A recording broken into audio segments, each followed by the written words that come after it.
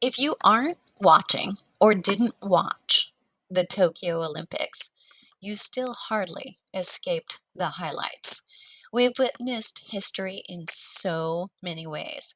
As a 37-year fitness pro involved significantly in contributing to trainers and health coaches' educations since 1998, my thoughts in this podcast are twofold: what it means to each of us as we age, and what it means to fitness owners as they try to come back and reshape a new future post pandemic. The Tokyo Olympics has delivered some shockwaves to some: the withdrawal of Simone Biles, the empty stands, the athletes testing positive and going home, some never expecting to compete medaling, athletes using a moment of representing their countries as a platform, a personal platform.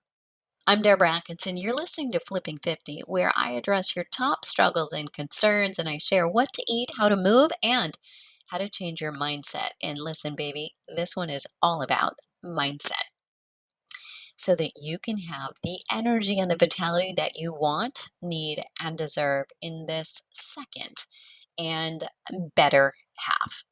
Look, our opinions may differ on some of these topics that have been shockwaves for us, but some of the truths that I share here are undeniable.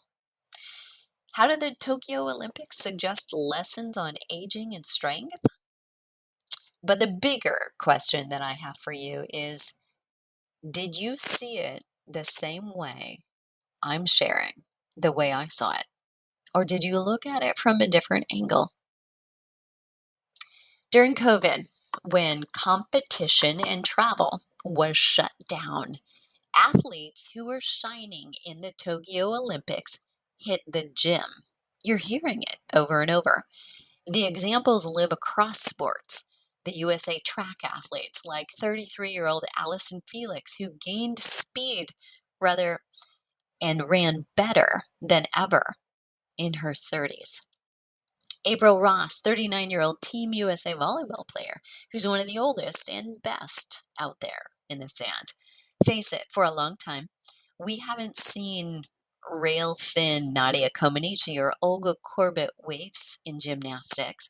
The winners are strong, muscular forces to reckon with, grace, poise, and the ability to tumble on a 2x4 in a leotard comes from owning your body and being comfortable in your own skin. Lydia Jacoby from Alaska, with a single 50-meter pool in the entire state, showed us it's not about the pool. Dressel and Ledecky, they don't just swim. 2020 was an opportunity for the athletes that got stronger in that year, that studied film about the sand and about their competition in precision. And so now can it be for you. 2021 continues our post-pandemic era. For those of us that are inactive now, underactive, or inappropriately active, or have been, it's time to come back. We all, every one of us, have a chance to be overcomers. As we look ahead to what might be coming, surges in numbers, mask mandates, more closures. None of us knows exactly what will happen. But we do know this: the basics of aging and the need for exercise remain the same. If you define successful aging as a health span that matches your lifespan, where you're independent as long as possible, then there are some truths that you and I must agree on. Successful aging requires muscle for strength, muscle for metabolism, muscle for agility and reaction skills, balance to avoid falls, strong bones to prevent fracture if a fall occurs, muscle to spare if bed rest is ever required. Brain benefits, including memory, problem solving, cognition, and mood. Do you see the common denominator? The number one way to get all of those, is to begin with strength training or perfect it if you're doing it now. Should you walk? Yes. There are stress reducing benefits from walking. There can be mild cardiovascular benefits or greater benefits for those who are getting off the couch to become active. But walking alone is not enough. Your ancestors lifted, carried, and did hard things and lifted heavy stuff. So should you. Yes, we outlive them, but not necessarily does the quality of life live up to the quantity of life that we've achieved. Changing that is up to you and I. I encourage you, all of us, really, to watch the Paralympics later this month. Or if you're listening to this past, go back, and I'm sure there will be clips on YouTube. But it's the Paralympics. Those are the athletes that we can take true inspiration from. If you have limiting beliefs about being over 50, or you insert the magical age when you think you've lost the ability to improve your life status. Is that 45 for you? Is it over 40? Is it over 60? If you're one of those people who write in, and they do, and ask me, what about 70? Is it too late? Listen, it's only too late if you think it's too late. My mother's 95 next week. That would be August 11th. If I could give her one thing, if I had $1 million to donate, I would get a weight room into that assisted living home stat. There's no doubt in my mind. And I'd get a trainer, and I'd get them down there, and I'd have her there 3 times a week. And yeah, you heard me right. So ladies, yeah, it's a little different when you're that age. Consistency works because we don't have the ability to lift that heavy. All right, don't write in about that 2 versus 3 times. But listen,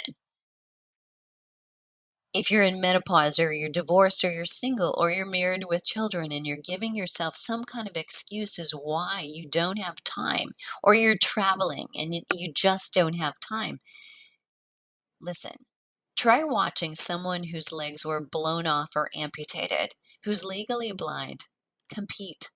Watch someone whose every move, from getting dressed to toileting to juggling books at school, has been an obstacle. Watch them succeed at something you might never even be willing to try. Then, if you have done that, then you decide if it's too late, you're too old, or you don't have enough motivation. Listen, motivation is not lying on the ground waiting for you to find it. Motivation is not what you need. Not if you have a purpose, a life you love, or you want to create one. You want commitment. That isn't something you find. You decide that. Simone Biles was committed to herself and her health above all. Congratulations to her for doing perhaps one of the hardest ever gymnastics rotations she's ever done in her athletic career. That can't have been easy, and that was wisdom. What are you committed to? Who are you committed to? Along with a 66-year-old equestrian, Tokyo Olympic athlete, there are others defying the age limits. From Forbes, I took this. In gymnastics, or women's gymnastics, a sport dominated by teenagers, and I am not going to pronounce this country correctly, use Uzbekistan's, how's that? 46-year-old Oksana, and I will slaughter her last name, so I'm going to leave that out, made history this week when she became the oldest woman to ever compete Olympic gymnastics, a longtime favorite of fans and fellow gymnasts, with plans to retire after this summer's games. She received a standing ovation after failing to qualify for the vault finals over this week. Now, just imagine that. The stands were empty. What if they'd been full? What are your thoughts? It's your turn. What have you enjoyed or hated or found interesting about the Tokyo Olympics? Gymnastics, diving, swimming, and track are among my favorite. Oddly, this year, though, I'm drawn to most of the broadcast. I think it's part of the desire for connection and distraction that we all share right now while we wait and we watch for things to return or to move on to a normalcy that we can accept. We've done hard things this last 18 months. Pick up some weights. Fortunately, that hard thing lasts about a minute and you put it down and you feel better, stronger, and more resilient. I look forward to your comments. You'll find this show notes at flipping50.com/Tokyo Olympics. What are you waiting for? Let's start flipping 50 together.